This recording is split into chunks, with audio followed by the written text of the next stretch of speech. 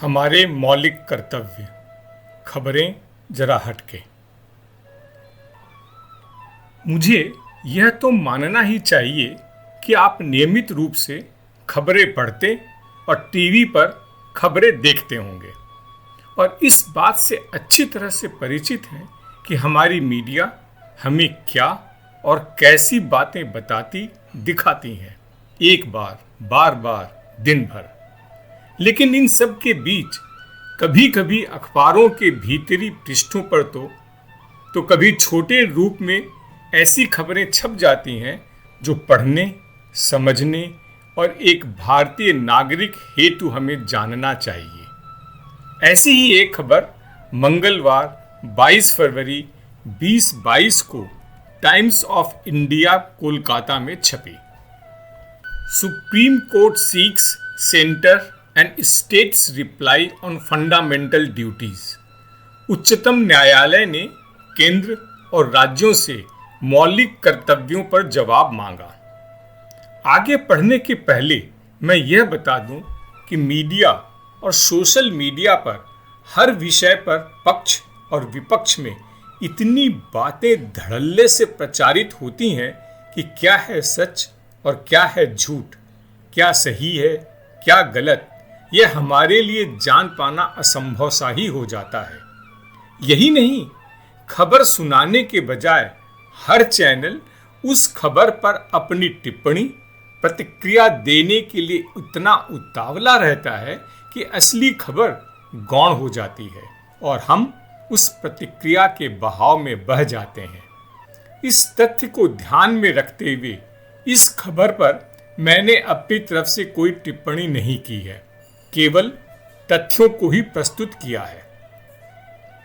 खबर के अनुसार वादी के जनहित याचिका PIL पर पहले तो न्यायालय ने सुनवाई करने से इनकार कर दिया। उन्होंने कहा कि यह याचिका राजनीतिक व्यवस्था के अंतर्गत है और जनता के चुने हुए प्रतिनिधि ही इस पर निर्णय ले सकते हैं। लेकिन फिर वादी के अनुरोध पर न्यायालय ने सरकार से इस पर जवाब मांगा और उनको मौलिक कर्तव्यों के पालन के लिए एक उचित संविधान की धारा पार्ट 4A के अंतर्गत विस्तृत एवं समुचित कानून नियम बनाने के लिए कहा, ताकि नागरिक अपने मौलिक कर्तव्यों का सही और उचित ढंग से पालन करें। मौलिक अधिकार और मौलिक कर्तव्य की बात जरा सी समझने की है। मौलिक अधिकार, फंडामेंटल राइट्स, हमें संविधान में प्रारंभ 1950 से ही प्राप्त हैं। इसके अंतर्गत अनेक मुकदमे हर समय चलते रहते हैं। इसकी चर्चा आप प्रायः सुनते रहते हैं। यह अधिकार हमें कानूनन प्राप्त है और न मिलने पर हम इसकी मांग न्यायालय से कर सकते हैं। लेकिन मौलिक कर्तव्य, फंडामेंटल ड्यूटीज का किस्सा अलग है। तत्कालीन प्रधानमंत्री श्रीमती इंदिरा गांधी ने इसे संविधान के 42वें संशोधन के अंतर्गत 1976 में इसे संविधान में जोड़ा था। इनमें 10 कर्तव्यों का जिक्र है। बाद में 2002 में इसमें एक और जोड़ा गया। इस प्रकार अब इसकी संख्या 11 हो गई है। ये 11 कर्तव्य हिंदी और अंग्रेजी में नीचे दिए गए हैं। हिंदी का भाग पढ़ने के लिए आप ब्लॉग में देखें, अंग्रेजी का मैं आपको पढ़कर सुना रहा हूं। Fundamental duties, list of particulars and fundamental duties of Indian citizens, covered in part 4A, article 51A, borrowed from USSR, Russia. Amendment in Constitution, 42nd Amendment 1976 introduced Article 51A in the Constitution, recommended by Mr. Swaran Singh Committee.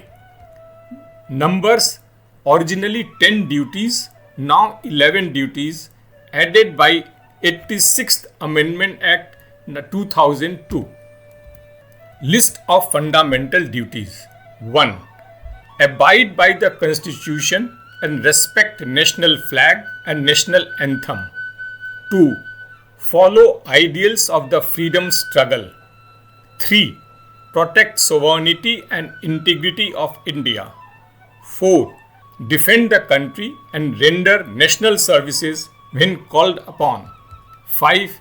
Spirit of common brotherhood. 6. Preserve composite culture. 7. Preserve natural environment. 8. Develop scientific temper. 9. Safeguard public property. 10. Strive for excellence. Or 11. Duty of all parents, guardians to send their children in the age group of 6 to 14 years to school. इन कर्तव्यों का कोई कानूनी औचित्य नहीं है, केवल नैतिकता के रूप में है, यानी इसके अंतर्गत कोई कानूनी कार्यवाही नहीं की जा सकती है, सिर्फ यह अपेक्षा की जाती है कि आप इनका पालन करेंगे, एक आदर्श नागरिक के तौर पर आप इन पर अमल करेंगे। अपनी बात रखते हुए वादी ने कहा कि अभी एक माहौल बन गया है जिसमें एक नागरिक अपने नागरिक अधिकारों और नागरिक कर्तव्यों के मध्य के संतुलन से हटती जा रही है। हर अधिकार के साथ कर्तव्य भी जुड़ा है, अतः इस परिप्रेक्ष्य में इसकी कानूनी व्यवस्था आवश्यक है। पत्र में छपी खबर भी आपकी विस्तृत जानकारी के लिए नीचे दी जा रही है, साथ ही विकिपीडिया का लिंक भी यह ब्लॉग में दिया हुआ है। वादी और न्यायालय के इस कदम पर हमारा क्या और कितना ध्यान होना चाहिए? हमारा इससे क्या सरोकार होना चाहिए? क्या इस पर हमें खुद मंथन करना है? आप अपने विचार और सुझाव से हमें अवगत कराएं। आपने भी कहीं कोई विशेष खबर पढ़ी है जिसे आप दूसरों से बांटना चाहते हैं तो हमें भेजें, हम उसे यहाँ आपके संदर्भ से प्रकाशित करेंगे। हमारे पोस्ट आपको पसंद आ रहे हैं तो सब्सक्राइब करें, अपने सुझाव सजेशंस दें, आपको कैसा लगा और क्यों। आप अंग्रेजी में भी लिख सकते हैं।